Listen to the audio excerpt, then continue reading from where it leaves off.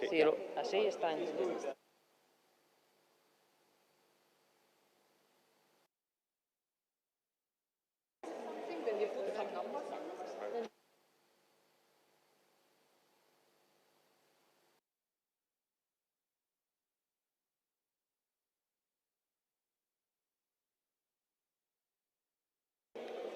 Okay.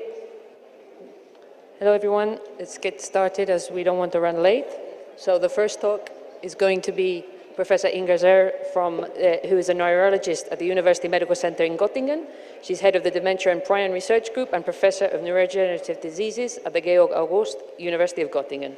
And today she's going to be talking about cerebrospinal fluid and blood-based biomarker recent advances in neurodegenerative diseases. Thank you very much for the introduction. And first I would like to thank the organizers for inviting me to give a talk on this conference, and I'm really happy that I can present some results on our work. So I'm also a clinician, as many people confess here, and I'm working in a clinical dementia center at the Department of Neurology in Georg University, Göttingen, Germany. Göttingen is marked here with a red arrow, so this is a very small town in the middle of Germany, but it's a university town. It also has a long tradition of research and has a lot of students, so similar to Salamanca probably. So the topic of my talk is to talk about the biomarker. And of course, we can talk about biomarker for a week or so, because there is really an explosion in this field. There are many, many biomarkers developed for different kinds of diseases. And I selected two topics to talk about here, because I think these are probably those which are more promising or interesting at the moment. And these are the aggregation assays as biomarker. This will be the first part of my talk, and then I will talk about plasma biomarker in the second part of my talk. And to give you an idea what is now going on in the field, in the clinical research field, for the diagnosis and to develop diagnostic tools for different neurodegenerative diseases. So first, the aggregation assays.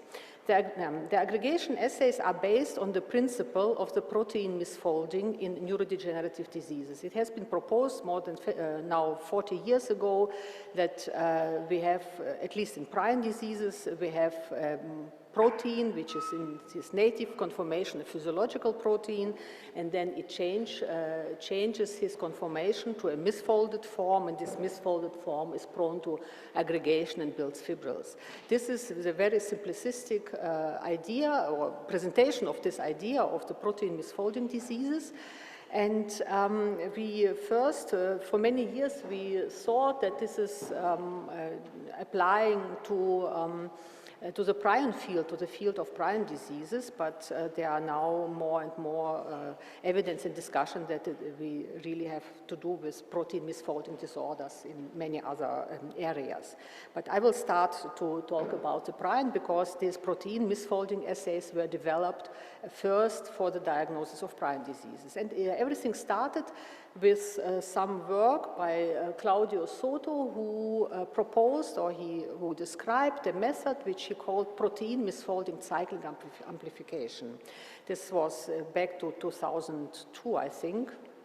And the method was then developed further by Byron Corgi from the Rocky Mountains Laboratories to the RT-QuIC, real-time quaking-induced conversion. And the principle of this, of both methodologies, is very similar. We have a sample where we think that there are seeds of aggregated protein, in this case PRP as C seeds, and we give recombinant protein to the sample, into the solution, and then we let them interact and aggregate, and then there is a conversion process coming from the misfolded protein, which sticks to the physiological protein and changes its conformation. This is the theory behind the protein misfolding in prion diseases. So we get more misfolded proteins here, and they aggregate. Then we have in a solution thioflavin T, which then gives an emission, light emission to when there are aggregates. So this is the first step. But what is specifically interesting in both methodologies is that we can disrupt these aggregates in case of PMCA by ultrasonic treatment, but here we are using shaking. It is just a high frequency shaking. It is really simple as that the plate is shaked, and then these aggregates disrupt, and we have new seeds for the further conversion.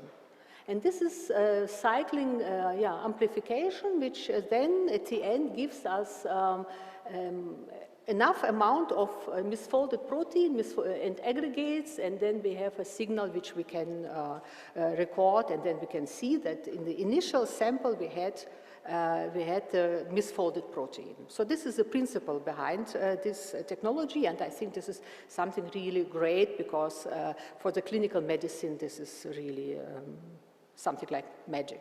So what we can do now is that we use this technology for detection of misfolded protein in prion diseases. And for this we use cerebrospinal fluid, and then we get curves like this one. So these are sporadic cases. These are cases with some mutation in the prion protein, and they have earlier response than sporadic cases, probably because the protein is already much more prone to be misfold. It's less stable than in a sporadic case, so we have an earlier signal. So this has been demonstrated by many studies in the meantime that we can use the RT-QuIC to support the clinical diagnosis of Creutzfeldt-Jakob disease, of a prion disease, and recently there was a review on these biomarkers, and with a group of people working on prion diseases for many years and running surveillance studies in their countries, we published the diagnostic guidelines for sporadic Creutzfeldt-Jakob disease, and this RT-QuIC the detection of abnormally folded protein by the RT-QuIC is now part of the diagnostic criteria of the disease, which is of course very specific methodology, because we really go for misfolded protein, which we see in the cerebrospinal fluid, and we really can have a definite diagnosis. It is not we don't have many false positive signals with this case. So this is the progress in prion diseases. But of course we can do this, this technique we are using now in the cerebrospinal fluid. But of course we want to go further. We want to have it in a less invasive, more easily accessible biofluids, and the work going on is targeting plasma, saliva, urine, and all these type of things. And of course each of these biofluids needs specific protocols for the detection, because there are other proteins in it, there are some conditions which need to be adapted, so this is in development. It's not, it is not finalized yet, but I would like to show you these results. And what we have done here is we just applied tear fluids from patients with Creutzfeldt-Jakob disease to the RT-QuIC. And you can see here we had only 3 patients and we had 3 controls, but we could detect a signal in tear fluids, which means that this is also just a principle for biomarker research. We can also use not only spinal fluid, not only blood, we can also go for saliva, we can also go for any other kind of biomaterial to do this, even tear fluids, and which is we collect in a very small amount, but with these highly sensitive techniques, we can really have detection of these proteins. So just to show where the development is going, this has been also tried for other proteins in other conditions, and I think this is a field, a very expanding field for biomarker research, what we are now entering. Okay, so, but, so I was talking about prion diseases, but of course the RT-QuIC is a method which can be used to detect misfolded alphazonuclein in the cerebrospinal fluid. It has been reviewed today already and mentioned, and I would like just to show you some results for this. we can also use the methodology to detect alphazonuclein misfolded, alphazonuclein in the cerebrospinal fluid. These are results from our laboratory, and here we have done, this is our control, oligomeric alphazonuclein, but here we have MSR, samples from MSA patients, Parkinson's disease, and dementia with Lewy bodies. So in principle, it works as well in Parkinson's disease as a methodology.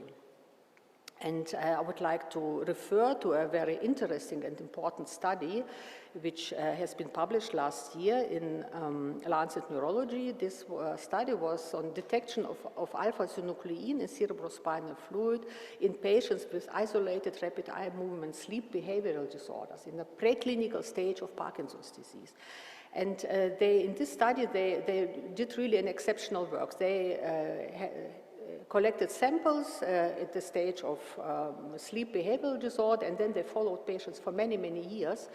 And after that, they had this biobank with these really precious samples, and then they analyzed them by RT-QuIC. And what they could see is that those patients who were already at the preclinical stage of Parkinson's disease and positive for RT-QuIC, for the alphazonuclein RT-QuIC, later developed Parkinson's disease many years later. So here we have a potential for a preclinical diagnosis. This has already been mentioned today that we need to go there for a preclinical stage because of all these treatment options, and we are on the way to do it.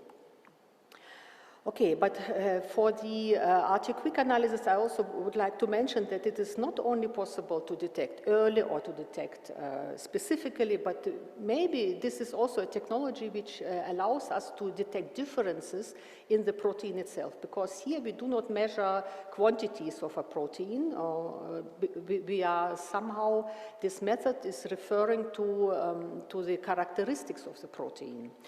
And this study was done in our laboratory by Niccolo Candelisi, a PhD student. He analyzed brain samples from patients with dementia with Lewy body and Parkinson's disease patients. And with our setting, with our protocol, we could only detect a response in the brain in DLB patients, but not in Parkinson's disease patients. So the question is, why is this? Because it's both is alphazonuclein.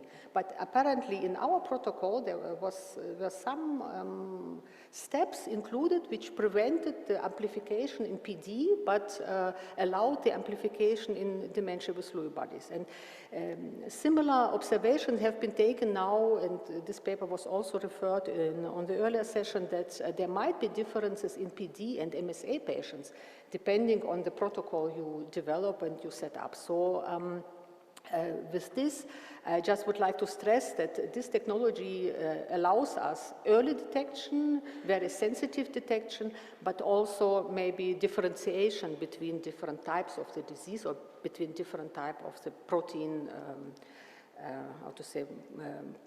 pathology. And to get now somehow the step to the plasma samples or the plasma tests, I would like also to show you some data on which we obtained using blood samples, and applying our RT-QuIC technology for alphazonuclein. And here we have chosen to look with exosomes. These are small vesicles isolated from blood. And in the meantime, the protocols are so sensitive that we really can isolate neuronal or astrocytic exosomes, the small vesicles in blood which are originating from the brain. I think this is something very fantastic. We have some brain exosomes, and we can detect them taking blood in patients. So very, very delicate protocols. But we had these exosomes and from PD patients and from controls, and then we just thought, okay, let's try to do the RT-QuIC with these exosomes from PD patients. And you can see here, these are our exosomes isolated from blood from PD patients, and they give us a positive signal. And it is not the case in controls. So what I would like to say here is we have now technologies to really study, by blood analysis, study things which are happening in the brain.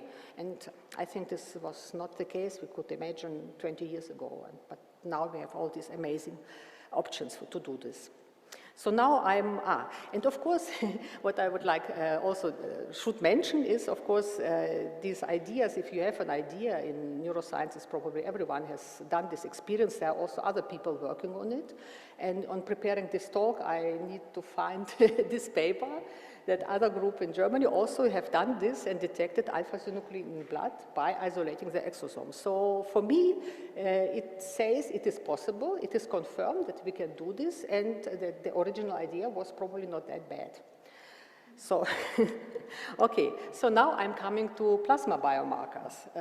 These are different type of assays,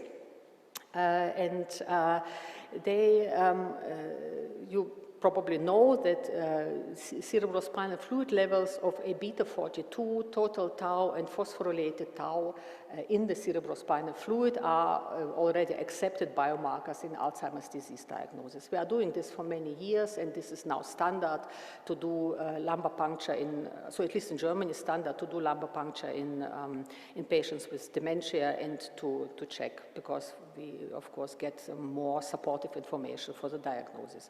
So this has been reviewed already in 2016, many studies which show that these are accepted by good biomarkers for Alzheimer's disease. But now we, of course, we are also moving in this field also into the direction of plasma. So there is one study from Sweden. They showed that there is a phosphorylated tau form which is called p-tau 231. It's an assay they developed in the laboratory, and they measured this p-tau 231 in plasma. And it seems that this is a very good biomarker, because they could really see rising levels, higher levels in Alzheimer's disease compared to mild cognitive impairment, and they did really very good analysis on neuropathologically confirmed cohort and discovery cohort, primary care cohort, and so on. So this is something which is really can trust. So we have a plasma biomarker for Alzheimer's disease, and there's another paper which analyzed plasma levels of different proteins using Simoa assay, which are available now. It's a highly sensitive assays, and they also confirmed for another phosphorylated tau form, this is plasma p-tau 181, that levels are really high in Alzheimer's disease compared with other dementia cohorts. In contrast, this another protein, which is called Neurofilaments, is up in frontotemporal dementia, but not that high than Alzheimer's disease. So probably with a panel of different biomarkers, we could also have a very clear differentiation of these pathologies in plasma. And we also have done these measurements for Alzheimer's disease, for plasma with different plasma biomarkers, and we can confirm we have high levels in Alzheimer's disease and also in patients with mixed dementia, but we don't have, we have normal levels in patients with vascular cognitive impairment, so vascular dementia, which is then different from mixed dementia or Alzheimer's pathology. So here we also have tools to differentiate these conditions. And another work, I think these options to study plasma, to study neurodegenerative disorders are open as a field to discover much more proteins which can be measured in plasma. And I would like to show you some data we obtained in our laboratory. It was done, the work was done by Nilam Yunus, who was a PhD student at that time in my laboratory, and she was interested to study RNA binding proteome. And used brain to study, to identify these proteins. And she identified a protein which is called splicing factor proline and glutamine rich, SFPQ, which was downregulated in late stages in humans, in brain samples, but also in animal models of Alzheimer's disease. And this protein was also associated with tau oligomers in AD. So this was done to understand what's going on there, but then we also thought, okay, we can maybe look if this can be a plasma biomarker. what's happening in plasma. And you can see here, maybe we have an additional biomarker in plasma for Alzheimer's disease, because the levels were low in AD patients, but not in healthy controls and not in prion disease patients. And this was quite interesting, because it seems that it is something specific, but it is also interesting because it reflects what is going on in the brain. In the brain, we have low levels of this protein, and we can also see this in plasma. So I think this is something very interesting, just to give you an idea what we can do with plasma to study this. And yeah, and now coming to the end, I would like to talk about another protein, which is called neurofilaments. Neurofilaments have been described also already 6-7 years ago as potential biomarker in a variety of diseases. So you can see here in a summary, in an article which was published in Brain, all these studies which published neurofilament level, altered neurofilament levels in different neurological diseases. And with this, you can think, okay, this is not very specific because it is all altered as soon as we have some axonal or neuronal damage. But what this biomarker might be important is that it is a dynamic biomarker. It changes with the condition. And we analyzed neurofilament levels in a patient or in an individual who had the codon 178 mutation, which is a mutation associated with fetal familial insomnia, with prion disease. And this patient came to our center for many years before his illness started. He knew that he was a mutation carrier, and he spent blood because he said, I want to do something for science, although at that time we did not have any biomarkers for that. And he got the disease here at time point 6. And in retrospect, we measured his plasma samples for neurofilaments. And what you can see here, that he had rising levels of neurofilaments, even this was 6 months before he had first signs of the disease. So, and of course we know that the pathology is going on much earlier than we have clinical symptoms, but this is something, this is an observation, it's just a case report, but it's interesting to learn that maybe we have with neurofilaments also a biomarker which is a preclinical biomarker. And we checked plasma levels of this protein in an experimental model. This is an infectious model of prion diseases where mice are infected, inoculated with brain inoculates of prion brain inoculates, and we collected plasma samples at different time points. The black arrow shows you the time point when the disease starts in this model. So the first clinical signs are observed here, but levels rise apparently earlier. So this confirms at least a bit our observation on neurofilaments in fetal familial insomnia, and I think we need further studies to do to understand this and to do more work on this. So with this, I would like to summarize. I was talking about aggregation assays as biomarker and about plasma biomarker, and also about the bridge between aggregation assays and plasma biomarkers. I think with these technologies we have potentials for early detection, maybe at prodromal stage, maybe even for screening. Of course, we need to work on this much more. We can probably monitor disease progression with these biomarkers, maybe even response to treatment. This needs to be incorporated in clinical trials or also in drug trials. And there is a potential that with aggregation assays, maybe we can also have a kind of a differential diagnosis in disease subtypes, and the long-term vision have specific treatment protocols once we can differentiate the diagnosis by biomarkers. Yeah, with this I would like to thank my collaborators who are working on these, all these topics, specifically on people working in the clinical group, seeing the patients, our neuropsychologist, Nilam, Jonas, who did this work with the exosomes together with Leticia, and our lab members working on other. And at the end, I would like to invite you. We will have now finally the prion 2022 conference, which is supposed to be prion 2020 and was postponed 2 times due to COVID, but this year we will make it. So you are welcome to come to Göttingen if you want to learn more about prion diseases. Thank you.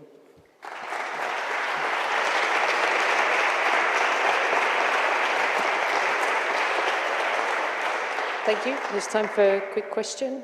If anyone?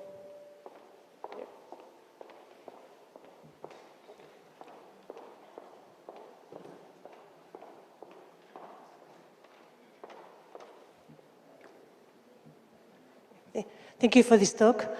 I wonder if we want to work with plasma markers, are there any good conditions to maintain samples or blood samples, ATTA, citrate, freezing conditions to avoid the degradation of proteins for these studies?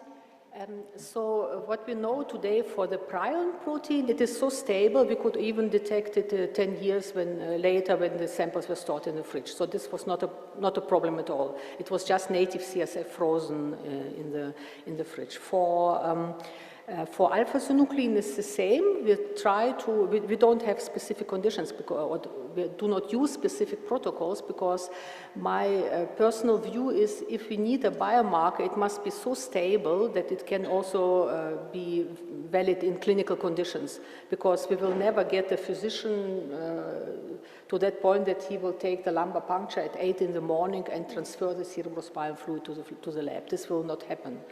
And therefore, and same with blood. So I think our biomarkers need to be stable. And therefore, for all our studies, we just use samples as we obtain in the clinical routine. And it seems that they are stable. The only problem we always experience is with A-beta 42 because it's sticky and we can have a decline in levels. But I was not talking about this. What we also need to address is that blood contamination, this is probably the most serious thing. Blood contamination of the sample is really a problem because with blood contaminated samples we have many proteins in it which prevent, for example, the aggregation assays. We cannot use them for the RT-QuIC, for example. So our recommendation is if you have cerebrospinal fluid with artificially contamination with blood, then just to centrifuge it as early as possible, and then you can use it. Other question about the neuronal marker for plasma extracellular vesicles. There is some controversy about which one to use, no? But LCAM1, yes. For example, is in controversy nowadays, I think, no? So which one would you recommend? I need to go back to my slide, but I can maybe tell you at the end. But we use the established protocols. So I'm back here. Quick question. As you know, right now, NFL is sort of this gold standard in clinical trials for AD. And I was very happy to see that you seem to think that it's not a very good marker, because when you look at the trials, for example, Biogen trials and so on, NFL really doesn't change that much at all. I was wondered, but I was surprised by your CJD results, because you get this massive increase, almost like an MS, for plasma NFL. And so does that correlate with widespread neurodegeneration that you can see in MRI or something like this? Or I've never seen such a big response of plasma NFL. I could not really hear the question well. So you are talking about NFL and plasma levels of NFL in prion, right? Okay, let me... Maybe you can put here. You can push close to the loudspeaker. Or maybe, I think maybe we need to move on to the next session. I'm sorry, let me repeat the question. So, Yeah.